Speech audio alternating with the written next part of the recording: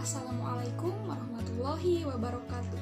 Perkenalkan, nama saya Dea Kurnia. Saya dari jurusan Bimbingan Konseling Islam kelas 3A dengan NIM 12140100046. Video ini dibuat untuk memenuhi tugas ujian tengah semester mata kuliah soft skill yang diampu oleh Bapak Dede Irawan MSOS. Nah, baik, di sini saya akan memberikan suatu penjelasan mengenai pendekatan atau teori dalam bimbingan konseling Islam. Nah, dalam bimbingan konseling Islam ini ada beberapa pendekatan atau teori, yaitu ada pendekatan kognitif, ada pendekatan konseling behavioral, ada pendekatan konseling psikoanalisis, ada pendekatan konseling realitas, ada pendekatan konseling trait and faktor, dan ada pendekatan konseling rasional emotif terapi. Nah, di sini saya akan menjelaskan salah satu pendekatan atau teori dari beberapa pendekatan konseling tersebut, yaitu pendekatan konseling rasional emotif terapi. Nah, saya akan menjelaskannya mulai dari pengertian, tujuan, solusi untuk menyelesaikan permasalahannya, dan teknik-teknik yang ada dalam pendekatan konseling rasional emotif terapi itu. Pendekatan konseling rasional emotif terapi digagas oleh Albert Ellis pada tahun 1962 di Amerika Serikat. Pendekatan konseling rasional emotif terapi adalah aliran psikoterapi yang berlandaskan asumsi bahwa manusia itu dilahirkan dengan potensi, baik untuk berpikir secara rasional atau baik, maupun untuk berpikir secara irasional atau jahat. Nah, dalam asumsi pendekatan rasional emotif terapi ini, manusia memiliki kecenderungan untuk memelihara diri, berbahagia, berpikir, mencintai dirinya sendiri, bergabung dengan orang lain, serta tumbuh dan mengaktualkan dirinya sendiri.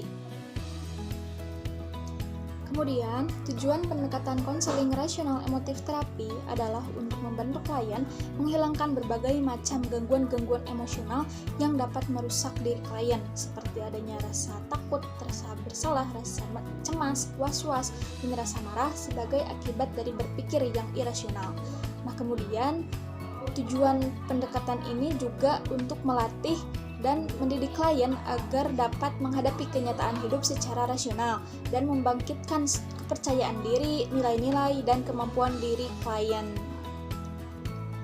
Adapun kunci solusi untuk menyelesaikan permasalahan individu atau klien menurut pendekatan konseling rasional emotif terapi adalah dengan mengubah sudut pandang yang irasional, tidak logis dan buruk, menjadi rasional yang logis dan baik.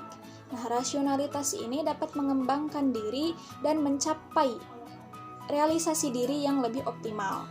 Kemudian, fokus utama pendekatan konseling rasional emotif terapi membantu individu untuk menyadari bahwa mereka itu dapat hidup lebih rasional dan lebih produktif, dan juga dapat menghilangkan gangguan-gangguan emosional yang dapat merusak diri pada belief systemnya. Dalam pendekatan konseling rasional emotif terapi, ada beberapa teknik-teknik yang dapat digunakan, yaitu yang pertama ada teknik pengajaran. Nah, dalam teknik ini konselor mengambil peranan yang lebih aktif dari pelajar.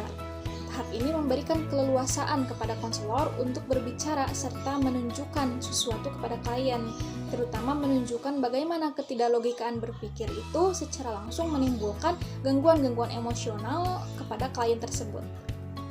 Kemudian yang kedua, ada teknik persuasif. Nah, dalam teknik ini konselor meyakinkan klien untuk mengubah pandangannya karena pandangan yang ia kemukakan itu tidak benar, dan juga meyakinkan klien dengan berbagai argumentasi untuk menunjukkan apa yang dianggap oleh klien itu memang tidak benar. Kemudian yang ketiga ada teknik konfrontasi. Nah, dalam teknik ini konselor mengubah ketidaklogikaan berpikir klien dan membawanya ke arah berpikir yang lebih logika lagi. Kemudian yang keempat itu ada teknik pemberian tugas. Nah, konselor memberi tugas kepada klien untuk mencoba melakukan tindakan-tindakan tertentu dalam situasi yang lebih nyata. Misalnya, menugaskan klien untuk bergaul dengan anggota masyarakat jika memang mereka merasa dikucilkan dari pergaulan tersebut, atau membaca buku untuk memperbaiki kekeliruan cara berpikirnya. Kemudian ada Yang kelima yaitu teknik sosiodrama.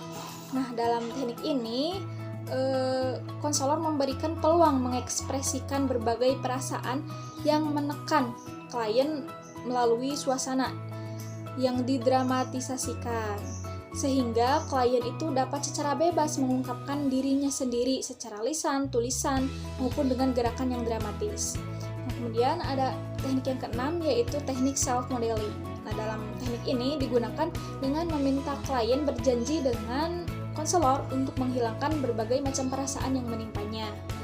Dan yang ketujuh ada teknik assertive training.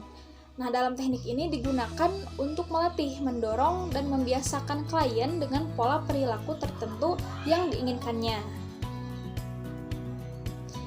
Mungkin cukup sekian penjelasan dari saya mengenai salah satu pendekatan dalam bimbingan konseling, yaitu pendekatan rasional emotif terapi ini. Kurang lebihnya mohon dimaafkan karena saya juga masih dalam tahap belajar.